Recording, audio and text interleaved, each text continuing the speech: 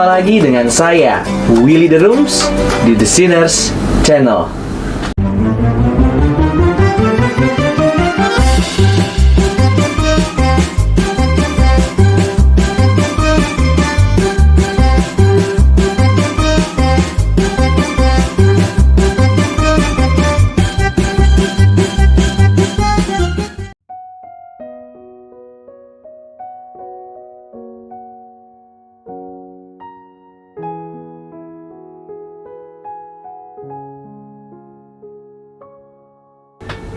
Haruskah saya percaya mujizat?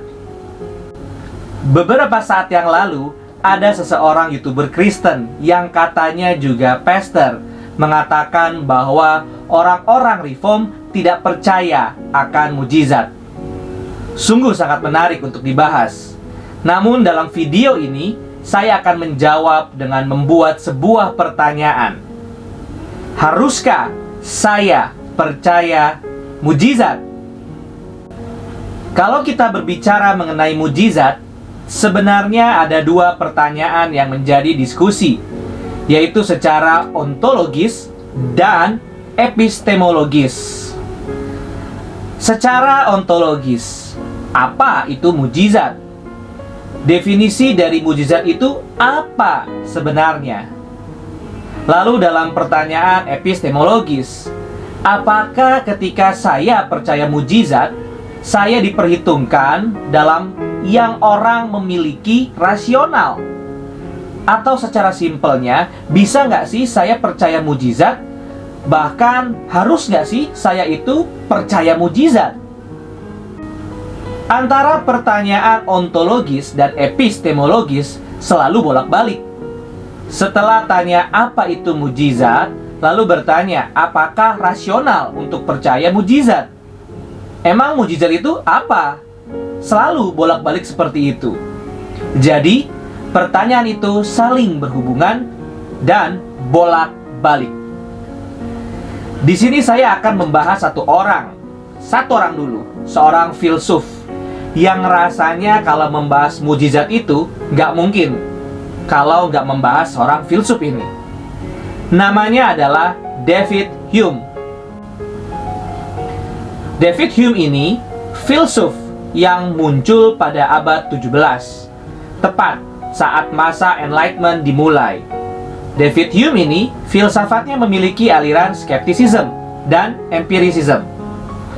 Kalau kita belajar filsafat, baik skepticism dan empiricism, keduanya hampir tidak mungkin mempercayai hal-hal yang di luar pengalaman yang seragam. David Hume ini secara khusus membahas mengenai mujizat dalam buku-bukunya. Di sini saya akan mengambil kutipan dalam tulisannya yang berjudul Of Miracle tahun 1784. Dia mendefinisikan mujizat berarti secara ontologis ya. Apa itu mujizat? Miracle is violation of the laws of nature by a supernatural agency, divine intervention. Keajaiban adalah pelanggaran hukum alam oleh agen supernatural, ya seringkali disebut intervensi ilahi. Menurut David Hume sendiri, pada konteks zamannya, dia mendefinisikan laws of nature based on our consistent experience, evidence, yakni hukum alam berdasarkan pengalaman kami yang konsisten sebagai bukti. Law of nature atau hukum alam itu harus berdasarkan apa yang kita alami sehari-hari, apa yang kita sudah perhatikan sehari-hari. Itulah law of nature, hukum alam. Pada zaman abad 17 belum ada fisika modern. Kemudian David Hume ini saya tambahkan satu kritik terhadap mujizat, yaitu problem of evil. Jadi kalau Tuhan atau supernatural agency itu bisa melanggar hukum-hukum alam, kenapa dia tidak mencegah semua hal-hal yang terjadi? Misalkan seperti bencana alam ataupun kejahatan-kejahatan yang terjadi, khususnya natural evil. David Hume sendiri tidak membahas secara khusus mengenai problem of evil dengan miracle atau mujizat. Tapi dia sempat juga menulis tentang problem of evil. Dia tidak menerima alasan divine mystery sebagai alasan terjadinya evil di dalam dunia ini. Dan dia kemudian, kalau disambungkan pemikirannya dengan mujizat, maka kalau memang Tuhan mengadakan mujizat, harusnya tidak terjadi problem of evil. Lalu ini ada satu kutipan dari David Hume dari karyanya An Enquiry Concerning Human Understanding. A miracle is a violation of the laws of nature, and as a firm and unalterable experience has established these laws. The proof against a miracle is from the very nature of the fact, is as entire as any argument from experience can possibly be imagined. Seperti yang sudah saya jelaskan, bahwa miracle atau mujizat itu adalah pelanggaran-pelanggaran terhadap hukum alam. Istilahnya, David Hume ini tidak memandang bahwa evidence atau bukti-bukti itu cukup untuk membuktikan bahwa miracle atau mujizat itu benar-benar terjadi. Itu tidak sangat cukup bukti. Makanya David Hume menolak dengan adanya mujizat itu. Setelah sedikit bicara tentang David Hume, sekarang kita akan coba bahas fisika klasik. Sedikit fisika klasik. Fisika klasik itu mempercayai bahwa alam semesta itu adalah closed system, dan juga alam semesta yang sifatnya deterministik. Apa itu closed system? Artinya, alam semesta itu diatur dirinya sendiri secara internal. Tidak ada kekuatan atau pihak eksternal yang mempengaruhi jalannya dunia ini. Jadi sebetulnya, alam semesta itu sudah memiliki sistem sendiri, dan sistem itu berjalan sesuai dengan keseragamannya itu. Jadi, itu sudah deterministik. Nggak mungkin itu ada intervensi yang lain. Tentunya dengan pengertian fisika yang seperti ini, pengertian dari David Hume tentu sepadan, sehingga miracle atau mujizat itu tidak mungkin untuk terjadi. Sekarang kita masuk ke teologi. Bagaimana tanggapan teologi terhadap mujizat? Dan juga pandangan-pandangan yang tadi yang sudah saya jelaskan. Setidaknya ada dua pandangan besar yang saya batasi. Mungkin ada pandangan lainnya, namun saya akan fokus pada dua pandangan saja. Dua-duanya sama-sama berpandangan bahwa Tuhan itu tidak mungkin violate of the law of nature, tidak mungkin melanggar hukum alam. Tetapi walaupun dua-duanya percaya Tuhan tidak mungkin melanggar hukum alam, tetapi dasar dari kepercayaannya itu berbeda. Untuk pandangan yang pertama, mereka berkata bahwa Tuhan itu kan Maha Kuasa.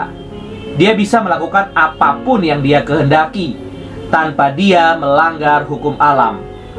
Yang pertama ini adalah secara historis mujizat itu pasti terjadi dan pernah terjadi.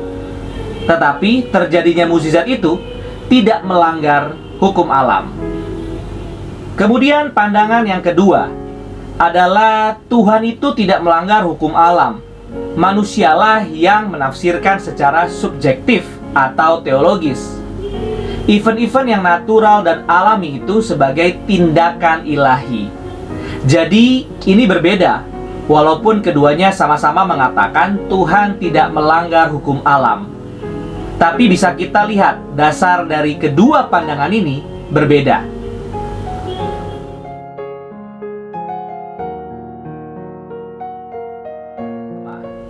Argumen yang pertama, ada teolog-teolog yang percaya bahwa Tuhan itu omnipotent. Dia bisa melakukan segala sesuatu, special divine action beyond law of nature without violating it. Tuhan itu tidak melanggar hukum alam meskipun melakukan yang spesial dalam arti miracle atau mujizat. Tokoh-tokohnya ada Alvin Plantinga, Robert Larmer, William Alston. Saya akan coba fokus dulu dengan argumen Plantinga dan Alston.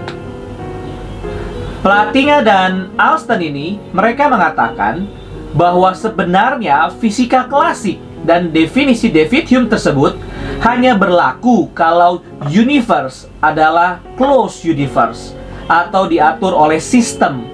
Tetapi sistem ini tidak pernah memberitahu kita bahwa tidak ada sesuatu yang di luar dari sistem tersebut.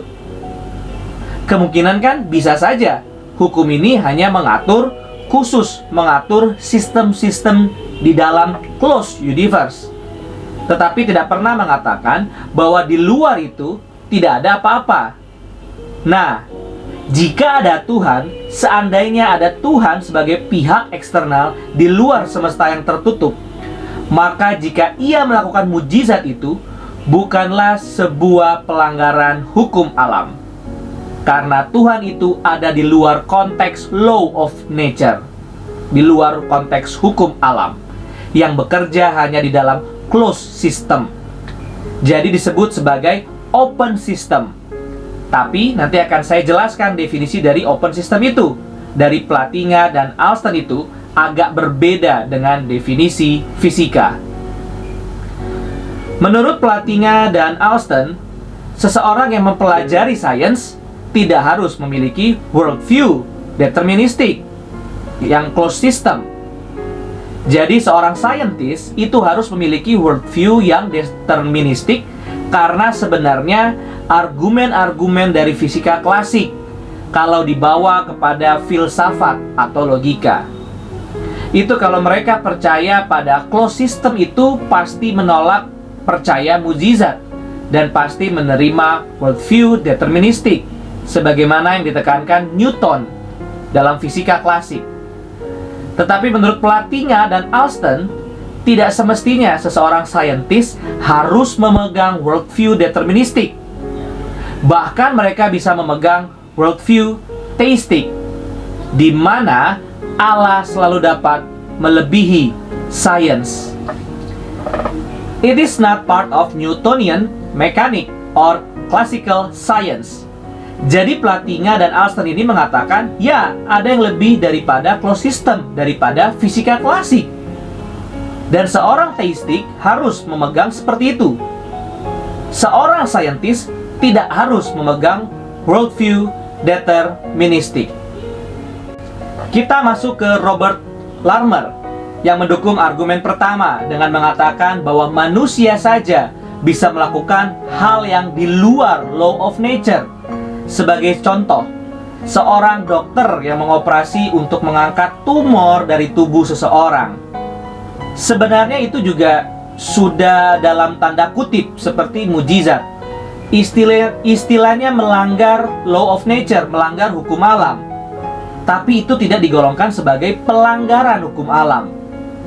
Banyak juga contoh yang lain, yang dimana manusia dapat melakukan tanda kutip hal-hal di luar law of nature. Itu saja tidak digolongkan sebagai pelanggaran hukum alam. Masa Tuhan ketika melakukan mujizat, kita bilang Tuhan melanggar hukum alam? Jangan-jangan ada sentimen terhadap Tuhan.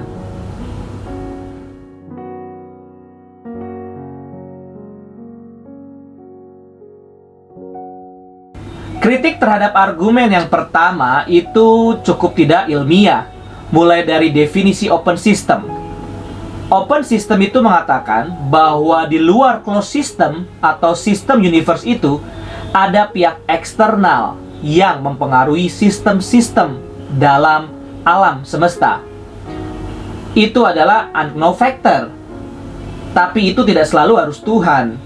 Tidak selalu yang metafisik. Bisa saja energi atau hal-hal materi yang lain. Tapi terlalu cepat menyebutkan bahwa itu Tuhan. Mungkin itu adalah worldview mereka.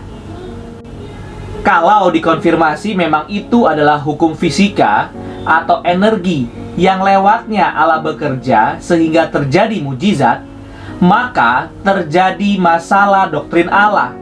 seakan-akan Tuhan itu tunduk kepada sistem. Istilahnya deistik. Tuhan selalu bekerja lewat secondary cause, penyebab secondary. Tuhan tidak bisa bekerja langsung sebagai primary cause, penyebab utama. Jadi terlihat bahwa Tuhan bergantung pada sistem yang sudah Dia ciptakan sendiri. Ini sangat deistik. Jadi dalam hal ini, maju, mundur, kena. Kalau langsung bicara, oh itu Tuhan itu terlalu terburu-buru dalam hal saintifik.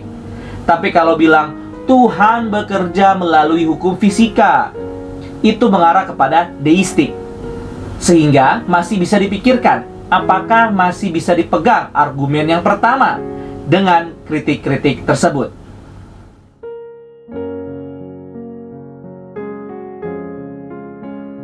Teolog-teolog prefer the second answer, di mana Tuhan memang tidak violence law of nature, tidak melawan hukum alam.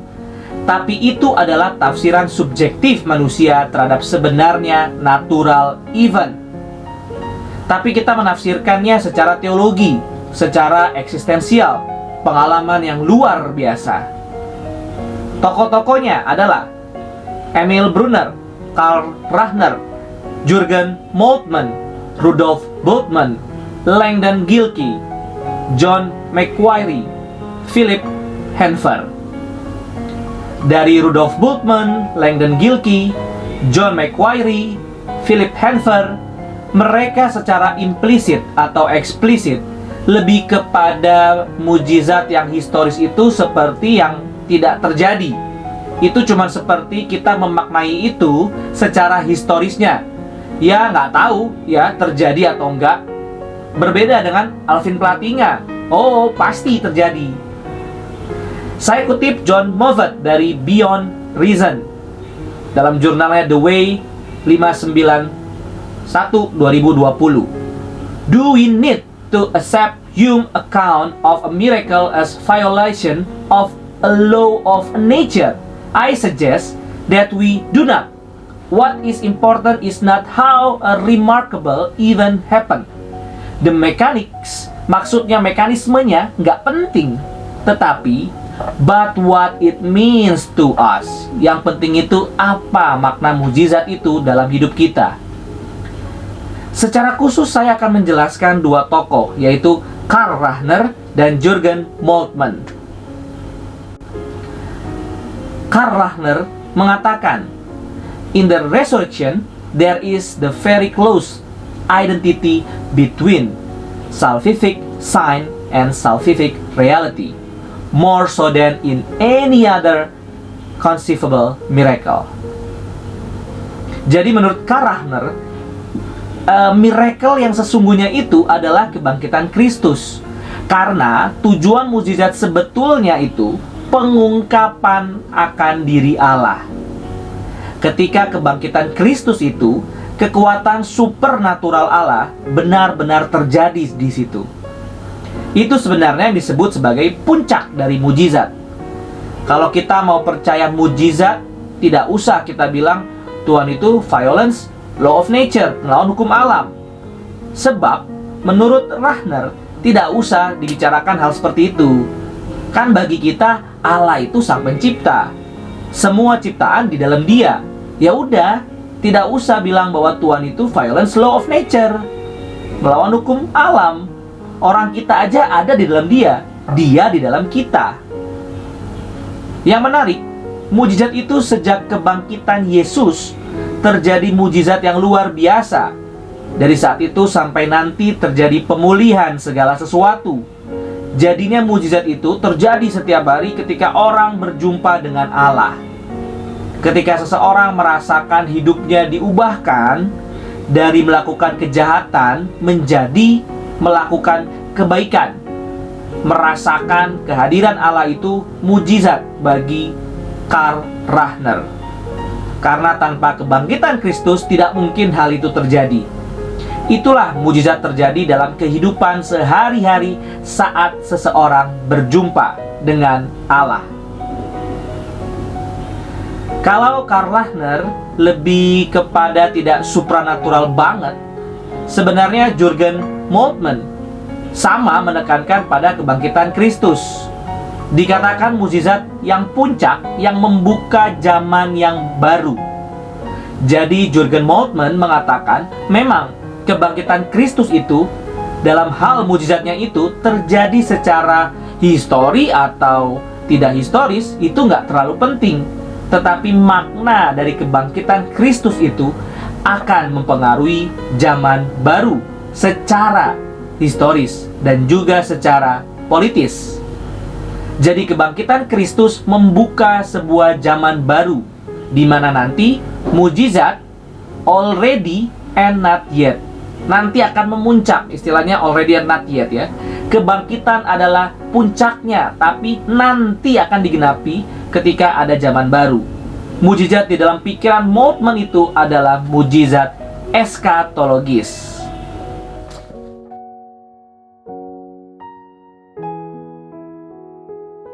Seakan-akan sains itu tidak penting. Namanya mukjizat itu kan rananya di agama, teologi. Jadi ya dijelaskan secara teologi, tidak perlu secara sains. Buat apa? Tidak nyambung. Di satu sisi meragukan adanya peristiwa mukjizat secara historis, hanya ada mukjizat secara eksistensial. Ini meragukan. Tapi mereka tidak pernah bilang itu tidak ada. Dari pandangan Moltmann, ada tidak ada itu tidak terlalu penting secara historis. Yang penting apa maknanya terhadap diri kita.